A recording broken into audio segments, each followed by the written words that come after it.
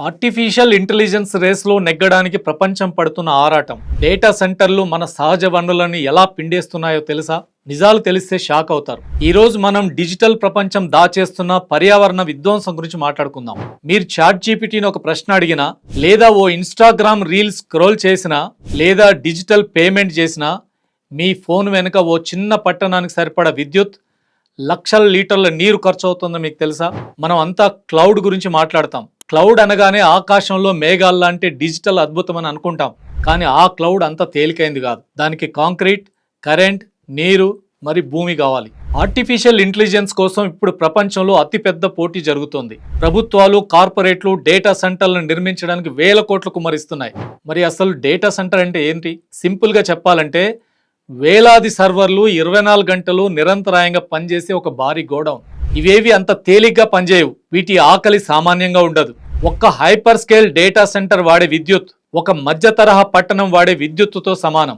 ఈ సర్వర్లు వేడెక్కిపోకుండా ఉండడానికి నిమిషానికి వేలాది లీటర్ల నీరు కూలింగ్ సిస్టమ్ ద్వారా ప్రవహించాలి. అంటే మనం చూసే ఇన్విజిబుల్ డిజిటల్ వరల్డ్ నడవడానికి విజిబుల్ పర్యావరణం బలి కావాల్సిందే.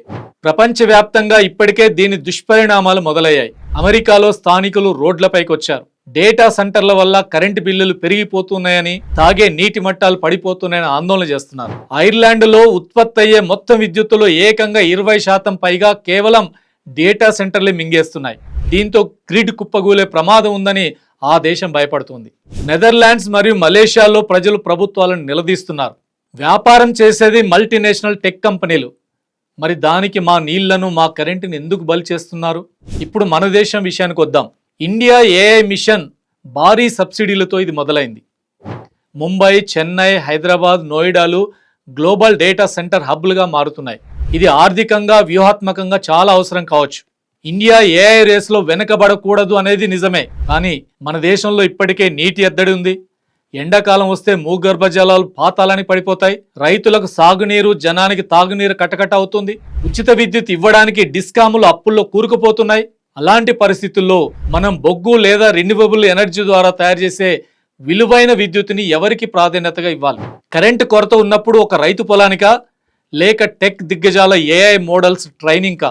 తీవ్ర నీటి కొరత ఉన్న నగరాల్లో డేటా సెంటర్ల కూలింగ్ కోసం లక్షల లీటర్ల నీటిని కేటాయించడం ఎంతవరకు సమంజసం? ఇక్కడొక ప్రభుత్వాలు చేస్తున్న అతిపెద్ద దుర్మార్గం ఏంటంటే, అంతర్జాతీయ టెక్ కంపెనీలను ఆకర్షించడానికి చౌకగా భూమి ఇస్తున్నాయి, పన్ను రాయితీలు ఇస్తున్నారు, సబ్సిడీపై కరెంట్ ఇస్తున్నారు.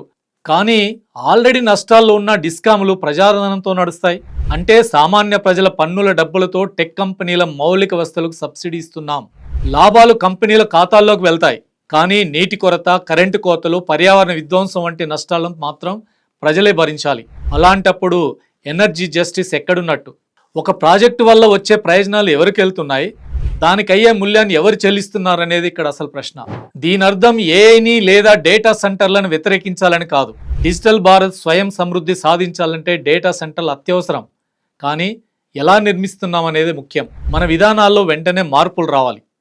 డేటా సెంటర్లను కేవలం ఏదో ఒక రియల్ ఎస్టేట్ బిల్డింగ్లా చూడకూడదు. వాటికి ప్రత్యేక పర్యావరణ అనుమతులు తప్పనిసరి చేయాలి. డేటా సెంటర్లు తమకు కావాల్సిన విద్యుత్తును సొంతంగా రెన్యూవబుల్ ఎనర్జీ ద్వారా మాత్రమే పొందేలా రూల్స్ పెట్టాలి.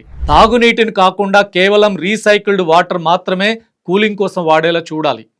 అంతేకాదు, పన్ను రాయితీలు ఎంత ఇస్తున్నారు, ప్రాజెక్టు వల్ల స్థానిక వనరులపై ఎంత ఒత్తిడి పడుతుంది అనే విషయాలు ప్రజలకు చెప్పాలి.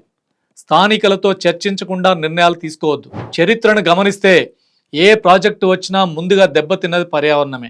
రేపటి రోజున ఇండియాలో జరగబోయే అతిపెద్ద పర్యావరణ పోరాటం ఏదైనా ఉందంటే అది నగరం చివరన ఉన్న డేటా సెంటర్ బిల్డింగ్ ముందే. డేటా ఈ శతాబ్దపు ఇంధనం కావచ్చు, కానీ దాని వెనుక ఉన్న భూమి, నీరు, గాలిని కాపాడుకోవడం అంతకంటే ముఖ్యం. డిజిటల్ పురోగతి కోసం స్థానిక వనరులను సబ్సిడీగా ఇవ్వడం సమంజసమేనా, లేక టెక్ కంపెనీలపై కఠిన పర్యావరణ నిబంధనలు విధించాలా? మీ అభిప్రాయాన్ని కింద కామెంట్స్లో చెప్పండి.